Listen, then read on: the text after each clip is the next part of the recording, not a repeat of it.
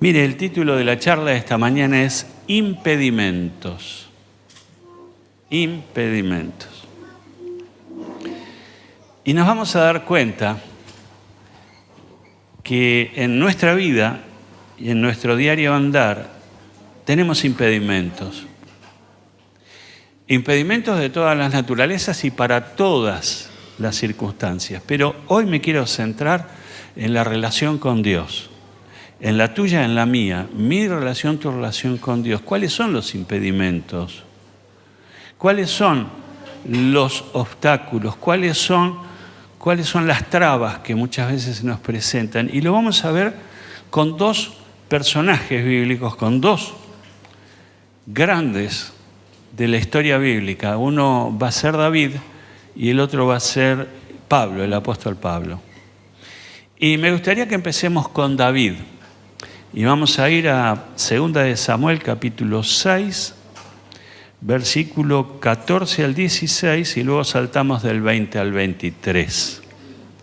Así que 2 de Samuel, capítulo 6, versículos 14 al 16, y luego del 20 al 23. Y dice: vestido con un efod de tela de lino, se puso a bailar. Habla de David. Se puso a bailar ante el Señor con gran entusiasmo. Así que entre vítores y al son de trompetas, David y todo el pueblo de Israel llevaban el arca del Señor. Sucedió que al entrar el arca del Señor a la ciudad de David, la hija de Saúl, Mical, se asomó a la ventana y cuando vio que el rey David estaba saltando y bailando delante del Señor, sintió por él un profundo desprecio. Note y preste atención a estas frases. Versículo 20. Cuando David volvió para bendecir a su familia, Mical, la hija de Saúl, salió al encuentro y le reprochó: qué distinguido se ha visto hoy el rey de Israel, desnudándose como un cualquiera en presencia de las esclavas de sus oficiales. David respondió: lo hice en presencia del Señor, quien en vez de escoger a tu padre o a cualquier otro de tu familia, me escogió a mí y me hizo gobernante de Israel, que es el pueblo del Señor. De modo que seguiré bailando en la presencia del Señor. Siguiente. Y me rebajaré más todavía hasta humillarme completamente. Sin embargo, esas mismas esclavas de quien hablas me rendirán honores. Y Mical, hija de Saúl, murió sin haber tenido hijos. Qué estremecedora es esta historia. No sé si la has leído alguna vez. Seguramente que los que más años tienen en las cosas de Dios, en las cosas del Señor, por algún día pasaron por este pasaje. Y se encuentran con algunos detalles llamativos. El arca que era el lugar de la presencia de Dios, era la habitación donde Dios manifestaba su gloria en el pueblo de Israel, al pueblo de Israel. Estaba en la casa de Obed-edom. La historia es larga. Justamente el padre de Mical, Saúl, había perdido batalla y perdió el arca en medio de la batalla. Y quedó en manos de los filisteos. Y bueno, también es una historia muy interesante. Léela en su casa. Por razones de tiempo hoy no podemos hacer la revisión, pero te dejo la inquietud para que leas la historia previa de este pasaje. Y resulta que el arca, de una manera muy milagrosa, fue a parar a la casa de Obed-edom. ¿Y qué pasó? Obed-edom fue bendecido y prosperado de una manera increíble. ¿Por qué? Porque justamente el arca estaba en su casa. Y David, cuando supo esto, dijo: no, tengo que traer el arca a la ciudad, digamos a la ciudad capital, a Jerusalén. Tengo que traer el arca a mi ciudad, a la ciudad de David, que era el asiento del rey. Entonces armó todo una trayectoria y en la medida que iban transportando el arca, iban sacrificando animales y David danzó delante del arca, porque danzar delante del arca era danzar delante de la presencia de Dios. Y él estaba muy eufórico, estaba realmente muy emocionado. Para él ese era un momento central, poder trasladar el arca otra vez al lugar de donde debía haber estado. Y él celebró, y él festejó, y él bailó, y él danzó. Pero aquí entra en escena la esposa, que justamente era la hija de Saúl, el rey anterior, y le reprocha a David y le dice: qué bien el rey, danzando como un cualquiera, desnudándose. Esto es una expresión extrema. Vieron que cuando uno quiere armar un argumento, usa la exageración.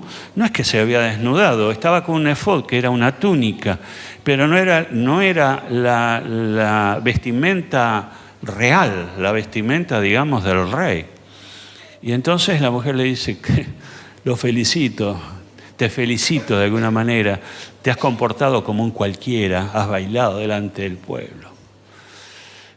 Y David le responde y le dice: mira, yo no bailé yo bailé delante de la presencia de Dios.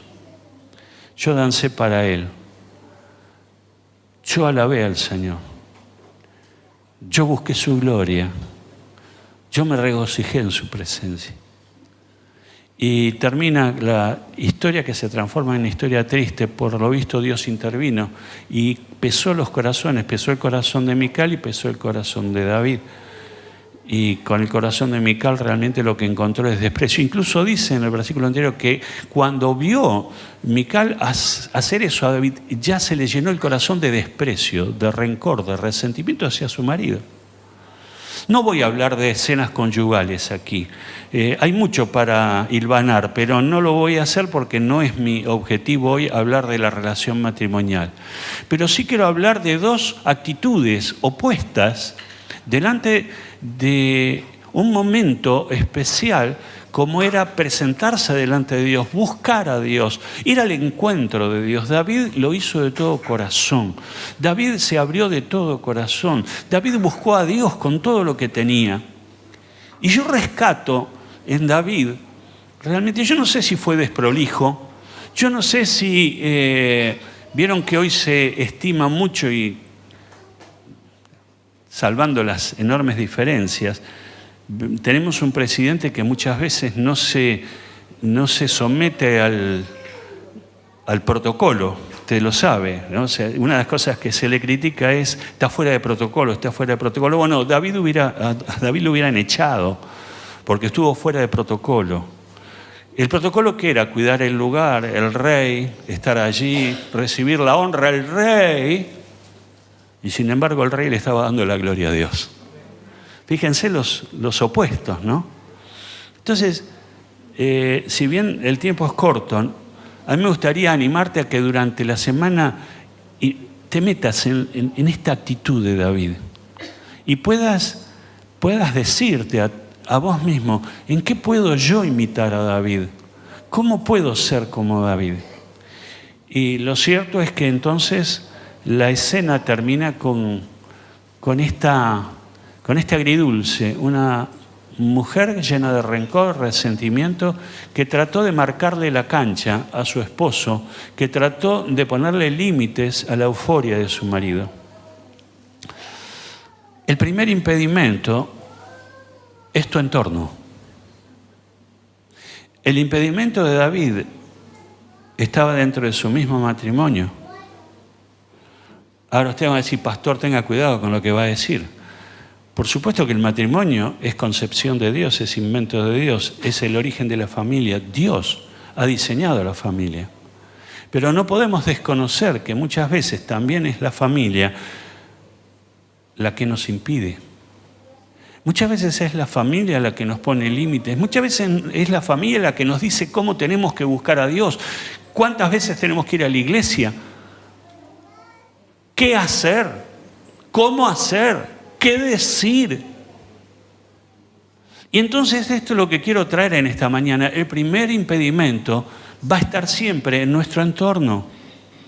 Y no hablo solamente del familiar íntimo como es el matrimonio, a veces nuestros hijos, a veces nuestros padres, a veces la familia extendida, cuñados, nueras, nuestros amigos, aquellos con los que hemos elegido estar, con los que nos sentimos cómodos estar, son los que determinan mi relación con Dios. Y aunque esto parece que no es posible, aunque esto parece, podemos decir, no, pero no, esto no, yo tengo mi lugar, yo tomo mis decisiones, pero no podemos evitar que muchas veces haya influencias desde afuera que nos quedan en el corazón, que nos quedan dando vuelta y muchas veces son determinantes para nuestras decisiones, aunque no lo hagamos en forma consciente. Mi hermano, mi hermana, Dios nos ha permitido y nos permite tener justamente vínculos. Vínculos de todos los que yo les he hablado hace un instante, son todos vínculos, diferentes vínculos, pero somos seres sociables, somos seres dependientes del trato, del afecto y de la expresión de los demás. Pero, por favor, no pierdas de vista cuál es tu prioridad. No pierdas de vista cuáles son tus prioridades. En un diseño tipo escalera, mi escala de valores debiera estar colocado Dios en primer lugar. Por eso el primer mandamiento es: amarás al Señor tu Dios con todo y a tu prójimo como a ti mismo. ¿Se acuerdan? Mandamiento de Jesús, dice, lo podemos resumir. Los mandamientos se resumen en estas dos ideas. Significa que amarás al Señor tu Dios es primero, tu Dios es primario, tu Dios es distintivo frente a todas las otras relaciones, pero cuando invertimos esos órdenes, ahí vienen los descontroles. Recién cantábamos una canción acerca de que Dios es un Dios de orden y de luz. Un Dios que ilumina y un Dios que ordena. Y si yo quiero tener orden en mi vida, tengo que entender que Dios es primero. ¿Está de acuerdo? ¿Está de acuerdo? Dios es primero. Cuando era joven en los campamentos, había una canción que decía: antes que mi madre, antes que mi padre, antes que yo mismo estás tú, Señor. Y a mí me chocaba en ese momento, porque en ese momento andaba medio noviando. Entonces dije: Señor, ¿cómo es esto? ¿Cómo armo el rompecabezas? ¿A quién pongo primero? Porque mi corazón está aquí. Y sin embargo es vital el dar respuesta a esta pregunta. ¿Quién es primero en tu vida? Tu entorno. Por un instante, papás, abuelos, tapen sus oídos, porque voy a hablar con sus hijos o con sus nietos. Depende de su estado. Quiero hablar con adolescentes, quiero hablar con jóvenes de encuentro con Dios. Qué importante es la elección de tu pareja, qué importante es la elección de tu futuro esposo, tu futura esposa. Pero hay algo que no debes de perder de vista nunca, y es si esa persona que has elegido como compañero o compañera, si eso que te llena el corazón de esta otra persona, la primera pregunta que debieras hacerte ¿es un hijo o una hija de Dios? Porque si no, después te va a venir los días amargos. Después va a venir el dolor. El apóstol Pablo decía: no haga yugo desigual con aquellos que no conocen a Dios. ¿Por qué habla de yugo desigual? Porque es como tirar de una carreta en dos direcciones al mismo tiempo. Es difícil componer un hogar cuando se tienen amores diferentes. Es difícil establecer un matrimonio donde los dos no tengan el mismo sentir, pero en este caso con las cosas de Dios. Entonces, cuando tengas que elegir compañero o compañera, acordate de esta pregunta: ¿cuál es la relación que él o ella tienen con Dios? han abierto su corazón a Jesucristo, tienen una nueva vida en Jesús, porque si esto ocurre, tengo amplias garantías de que me vaya bien. Así todo, no te voy a decir de que todo está resuelto, porque después hay otras cosas que también tengo que trabajar para establecer un hogar en el cual los dos tiremos juntos de la carreta y al mismo tiempo y para el mismo lado. Pero en nuestra experiencia como pastores con mi esposa hemos visto tantos creyentes, tanto hombres como mujeres, frustrados después en la vida porque no han podido establecer un hogar con un compañero o una compañera que comparta con ellos su fe en Jesucristo. Entonces, fíjate qué importante, fíjate David y Mical. Tenían dos concepciones completamente opuestas y diferentes de lo que debía ser una relación con Dios. Para Mical tenía que ver lo que los demás opinaban. Para David lo que tenía que ver era lo que Dios opinaba. Parece sencillo, pero es un abismo. Es un abismo. Tengo que poner orden en mi entorno. Dios me ha puesto un entorno para bendecirme, para edificarme, para amar y ser amado, para tener amistad, para compartir cosas, pero no puedo permitir que mi entorno determine mi relación con Dios. No debo permitir que mi entorno determine mi relación con Dios. Es lo que David no permitió. Es lo que David se plantó y dijo: yo he danzado delante de Dios. Y lo voy a volver a hacer, le dijo. Y lo haré tantas veces como sea necesario. Esto me impresionó a mí, la determinación de David. Seguramente que si esto estaría en una película, sería una película para ver realmente, porque ese diálogo de esposa y esposo fue picante. Fue picante. Como los que tenés vos con el tuyo, la tuya. Pero lo que quiero rescatar es la determinación de David en su relación con Dios. Él no permitió que alguien externo determinara qué tipo de relación él debía tener. Ahora, quiero cerrar un poco la idea porque ¿cuál es el tipo de relación con Dios que debo tener? Si querés una respuesta, tenés que ir a la Biblia. Porque la palabra de Dios nos revela qué tipo de relación Dios quiere tener conmigo y establece la escala de valores correcta y que trae bendición a la vida. Entonces, no es que tienes que inventar la pólvora, no es que tenés que inventar algo nuevo, tenés que obedecer la palabra e ir al Dios de la palabra, porque Dios se revela por su palabra. Entonces, pastor, ¿cómo me relaciono con Dios? Tenés que entender la Biblia, tenés que entender la palabra, pedir revelación de la palabra y conectarte con Dios de acuerdo a lo que la Biblia te dice. Un simple versículo que me puede orientar, más buscad primeramente el reino de Dios y su justicia, y las otras cosas vienen por añadidura. Ahí el Señor Jesús te establece escala de valores. Ahí el Señor Jesús te tiró, digamos, sobre la mesa las cartas. Y te dijo, busca primero a Dios. O sea, determinate por Dios. Búscalo de todo tu corazón al Señor. Abrite de todo corazón al Señor. Y todo lo demás te va a venir por añadidura. A veces estamos priorizando la añadidura antes que al Señor. Y ahí tenemos una inversión, invertimos los valores. Y toda vez que vos sigas y estés detrás de la añadidura, te vas a angustiar, te vas a estresar y te vas a enfermar. Porque las circunstancias, creo que lo vimos el domingo pasado, Federico nos habló, teléfono blanco, teléfono rojo, ¿se acuerdan? Bueno, si vas a seguir prestando atención a los teléfonos blancos, es muy probable que te desenfoques, es muy probable que te afectes, es muy probable que necesites psicofármacos, es muy probable que tengas insomnio, es muy probable que tengas distintas patologías. Pero cuando pongo primero a Dios y su justicia, todo lo demás viene por añadidura.